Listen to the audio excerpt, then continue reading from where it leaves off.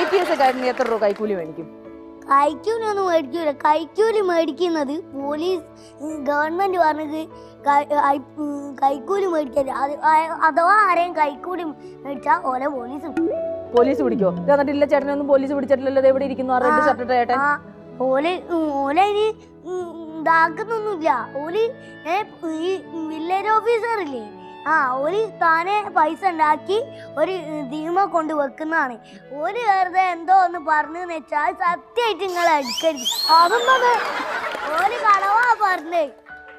ആദ്യം മനസ്സിലാക്കുന്നു. നിങ്ങൾ വിചാരിച്ച ആളല്ല ആ കുട്ടിക്കുന്നത്. അതെ, ഞാൻ ചോദിക്കട്ടെ, ഞാൻ പറഞ്ഞതല്ലല്ലോ, ആ കുട്ടിയല്ലേ പറഞ്ഞത് കൊറേ കട്ടയായിട്ട് കാശ് കൊണ്ടുവരൂന്ന്. ഞാൻ പറഞ്ഞില്ലല്ലോ. കട്ടയായിട്ട് കാശ് ഉള്ളത് അത് ആ ഇതിന് തന്നെ കൊണ്ടുവന്നിട്ട് രാവിലെ പോകുമ്പോ അവിടെ ഒരു ഇതുണ്ട്, ഇവര് പറഞ്ഞ ആ സ്ഥലം അവിടെ കൊണ്ട് വെക്കുകയാണ് ചെയ്യുന്നത്. അല്ലാണ്ട് കൈക്കൂലി വലിച്ച് ആടെ കൊണ്ട് വെക്കലല്ല. അതല്ല നല്ലൊരു സ്ഥാപനക്കാരൻ്റെ അത്. അതെ അതെ, ആ ചേട്ടനോട് പറഞ്ഞ് മനസ്സിലാക്കണം. എന്റെ അടുത്ത് പറഞ്ഞിട്ട് കാര്യമില്ല. ഞാൻ കൈക്കൂലി മേടിക്കുന്ന ആളല്ല. കൈക്കൂലി മേടിക്കുന്ന ആളല്ല അവള്. ഇത് ചെറിയ കുട്ടിയാ. ഓനെന്തെന്ന് പറഞ്ഞെന്ന് വെച്ച് അത് ആടെ സീരിയസ് ആയിട്ട് ഈ സിനിമാക്കാരൊക്കെ കുഴപ്പമാണ്. ഞങ്ങൾ സിനിമാക്കാർക്ക് എന്താ കുഴപ്പം? കുഴപ്പമെന്ന് പറയാന് ഇപ്പൊ എനിക്ക് കഴിയൂല. കാരണം അത്രക്ക് ഉണ്ട് നിങ്ങളെ കുഴപ്പങ്ങള്. എണ്ണി പറയാൻ പറ്റാത്ത കുഴപ്പങ്ങളാ സിനിമാക്കാർക്കുള്ളത്. ഞാൻ എന്താ ഇപ്പൊ ഇവിടെ ഉള്ള സത്യങ്ങളൊക്കെ അല്ലേ പറയിപ്പിക്കുന്നത്? ഞാൻ ആരെ കൊണ്ട് നുണ പറയാറുണ്ടോ? നിങ്ങൾ നേരത്തെ എന്തായി പറഞ്ഞത്? സത്യം മാത്രം വെളിപ്പെടുത്തണോ? അങ്ങനെ പറഞ്ഞേ. അതാണ് പറഞ്ഞത്. അപ്പൊ ഞാന് ഒരു വീട്ടിലാണ്. എന്താ ആ സ്ഥലം ഒന്ന് മാറ്റിക്കൂടെ? ഇപ്പൊ ആ സ്ഥലത്തേടോ. അപ്പൊ ഞങ്ങള് സത്യം പറഞ്ഞു. അപ്പൊ ഞങ്ങളെ മാത്രം ന്യായമുള്ളേ. നിങ്ങൾ വല്ലപ്പോഴും വീട് മാറിക്കൂടെന്നല്ലേ ചോദിച്ചേ? നുണ പറയാൻ ഞാൻ പറഞ്ഞായിരുന്നോ? നുണ പറയാൻ ഞാൻ പറഞ്ഞില്ലല്ലോ. പറഞ്ഞായിരുന്നോ നുണ പറയാൻ? പറഞ്ഞു. എപ്പോ പറഞ്ഞു? നുണ പറയാൻ ഞാൻ പറഞ്ഞില്ല. ആ സ്ഥലം ഒന്ന് മാറ്റുന്നതായിരുന്നു നല്ലതെന്നാ പറഞ്ഞത്. നിങ്ങൾക്ക് അവിടെ നിന്ന് വീട് മാറാൻ പാടില്ലേ എന്നാ ചോദിച്ചത് ഞാൻ.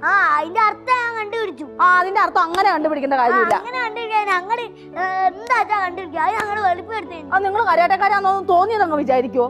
വിചാരിക്കൂ.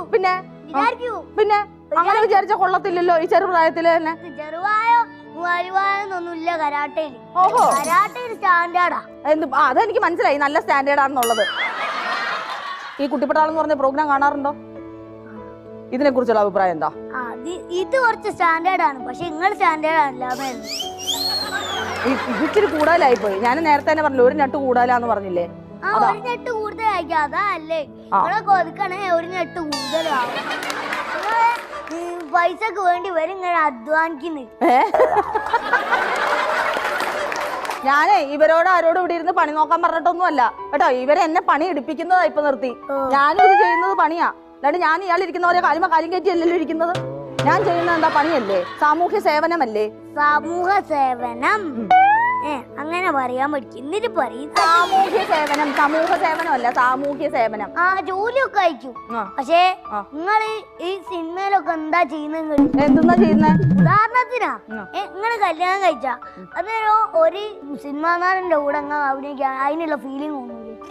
അതിനുള്ള ഫീലിംഗ് ഭർത്താവിന് തോന്നൂലേ? അതൊക്കെ നിങ്ങൾ ആലോചിക്കണോ? അതൊക്കെയാണ് തിങ്ക് ബ്രെയിൻ എന്ന് പറഞ്ഞ സാധനല്ലേ. ഞാനിപ്പോ എന്തിനൊരു ഉത്തരം പറയും? ഇതെങ്ങനെ ഞാനൊന്ന് മുഴുമിപ്പിക്കും? ഈശ്വര, ഇതിന് ഉത്തരം ഒന്ന് ഉപ്പോടി ചോദിക്കട്ടെ. ഞാനൊരു ഭർത്താവേ അല്ലെന്ന്. ഒരു ഭർത്താവിന്റെ ഫീലിംഗ് എന്ന് പറഞ്ഞാൽ എന്താ അത്? ഇപ്പൊ നിങ്ങൾ അങ്ങനെ അഭിനയിക്കുക, അപ്പൊ ഓലെ മനസ്സിൽ എന്താ തോന്നുന്നത്? എങ്ങനെ? എനിക്ക് മനസ്സിലായില്ല. ഞാൻ എങ്ങനെ അഭിനയിക്കുന്നു? നിങ്ങളിപ്പോ ഒരു സിനിമാന്റെ കൂടെ അഭിനയിക്കുക. ഞാനൊരു സിനിമാ നടന്റെ കൂടെ അഭിനയിക്കുന്നു. അപ്പൊ ഓല് എന്ത് വിചാരിക്കും? ഇഷ്ടാണെന്ന് വിചാരിക്കൂലേ? അന്നേരം ഓൾക്ക് വിഷമം തോന്നൂലേ? അന്നേരം ഒരു പിരിയൂലേ? അങ്ങനെയുള്ള കാര്യങ്ങളുണ്ട്, പല കാര്യങ്ങളുണ്ട്. എന്ത് വിഷമം? നിങ്ങൾ സിനിമാക്കാർ നോക്കുന്നില്ല. നിയമം നോക്കാൻ അഭിനയമായിട്ടും ജീവിതമായിട്ടും കാണാൻ അറിയണം. വിവരവും ബോധവും വേണം. വിവരം എന്നൊക്കെ ഞങ്ങൾ പവറാണ്. പവർ ഉണ്ടായിട്ട് മാത്രം കാര്യമില്ല, മൂളയിൽ എന്തെങ്കിലും ഉണ്ടാവണം കേട്ടോ. മൂളയിൽ ഉണ്ട്, പക്ഷെ നിങ്ങളെ തലയിൽ കളിമണ്ണാണ്. ആയിക്കോട്ടെ, കളിമണ്ണ് വെച്ച് ഞാൻ ജീവിക്കുന്നുണ്ടല്ലോ. കളിമണ്ണ് വെച്ച് ജീവിക്കുന്നുണ്ടാവും, പക്ഷെ ബുദ്ധി ഉണ്ടായിട്ട് ജീവിക്കും. ബുദ്ധി ഉണ്ടാക്കി ഞങ്ങൾ ജീവിച്ചോളാം കേട്ടോ. എന്റെ പൊന്നോ, കുറച്ച് കളിമണ്ണ് വേണോ? ഞാൻ വേണമെങ്കിൽ പാഴ്സൽ ചെയ്ത് തരാം. വീട്ടിൽ കൊണ്ടുപോകാൻ പാഴ്സൽ വേണമെന്നില്ല. വീട്ടിൽ ഇപ്പനെ തന്നെ കളിമണ്ണുണ്ട്. ഇത്രയും വലിയൊരു വള്ളിക്കെട്ട് ഇതുവരെ ഞാൻ എന്റെ തലയിൽ വെച്ചിട്ടില്ല. എന്താണെങ്കിലും നമുക്ക് ഗിഫ്റ്റ് എടുക്കാം. ഓക്കെ.